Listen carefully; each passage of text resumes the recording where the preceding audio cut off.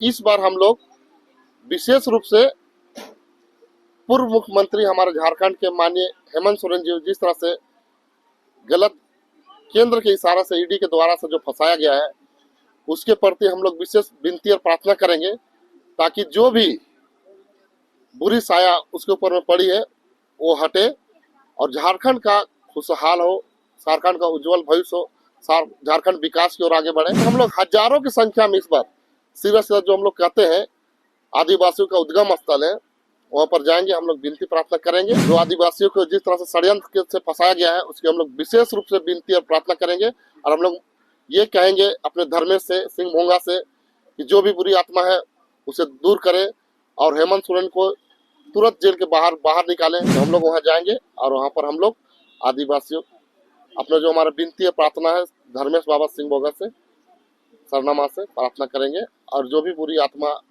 उसको जो परेशान कर रहा है ईडी के माध्यम से, उसे हम लोग दूर करने का प्रयास करेंगे। रविवार को केंद्रीय सरना समिति के अध्यक्ष अजय तिर्की ने प्रेस कॉन्फ्रेंस कर कहा कि आगामी 14 फरवरी को रामगढ़, रांची, हजारीबाग तथा अन्य जिलों से हजारों हजार की संख्या में आदिवासी समाज के लोग आदिवासियों के धार्मिक स्थल सीरा सीता जाएंगे। वहां जाकर हेमंत सोरेन की रिहाई को लेकर प्रार्थना करेंगे। और क्या कुछ कहा अजय तिर्की ने, आइए आपको सुनवाते हैं। सबसे पहले जोहार।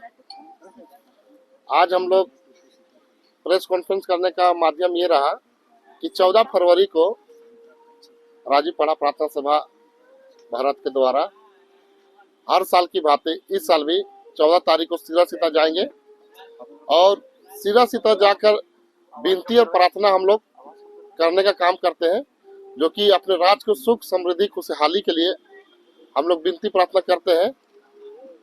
और मैं बताना चाहता हूं कि इस बार हम लोग विशेष रूप से पूर्व मुख्यमंत्री हमारे झारखंड के माननीय हेमंत सोरेन जी जिस तरह से गलत केंद्र के इशारा से ईडी के द्वारा से जो फंसाया गया है, उसके प्रति हम लोग विशेष विनती और प्रार्थना करेंगे ताकि जो भी बुरी साया उसके ऊपर में पड़ी है वो हटे और झारखंड का खुशहाल हो, झारखंड का उज्जवल भविष्य हो, झारखंड विकास की ओर आगे बढ़े।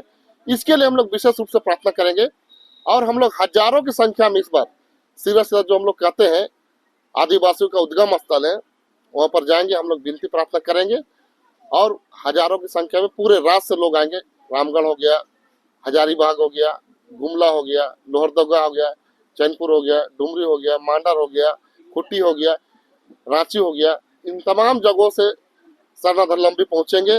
और मैं बताना चाहता हूं ये पूरे आदिवासियों का उद्गम स्थल है और उस स्थल पर जाकर हम लोग जो आदिवासियों को जिस तरह से षड्यंत्र से फंसाया गया है, उसकी हम लोग विशेष रूप से विनती और प्रार्थना करेंगे। और हम लोग ये कहेंगे अपने धर्मेश से, सिंह भोंगा से, कि जो भी बुरी आत्मा है उसे दूर करे और हेमंत सोरेन को तुरंत जेल के बाहर निकालें ताकि आदिवासियों का जो विकास हो रहा है और आगे अच्छा से हो।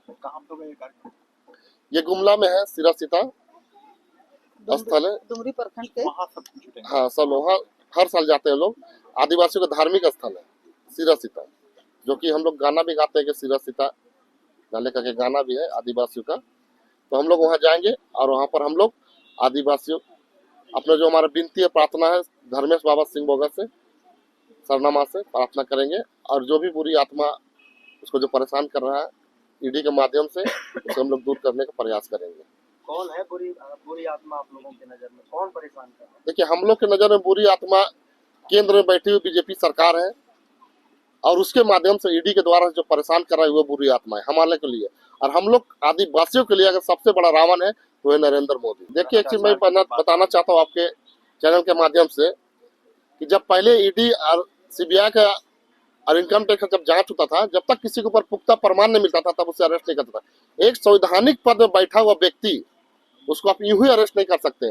आप पहले अरेस्ट करते हैं, उसके बाद आप साक्ष्य जुटाते हैं। ऐसा नहीं होता। ये संविधान में लिखा हुआ है कि पहले आप साक्ष्य को जुटाइए, उसके बाद उसको कोर्ट के माध्यम से वारंट इशू कीजिए। तब उस वारंट में अगर संवैधानिक पद माननीय मुख्यमंत्री तो राज्यपाल का साइन होता है, उसके बाद आप अरेस्ट करते हैं। या तो कुछ नहीं, इस तरह कोई मामला, कोई प्रोपेगेंडा नहीं है।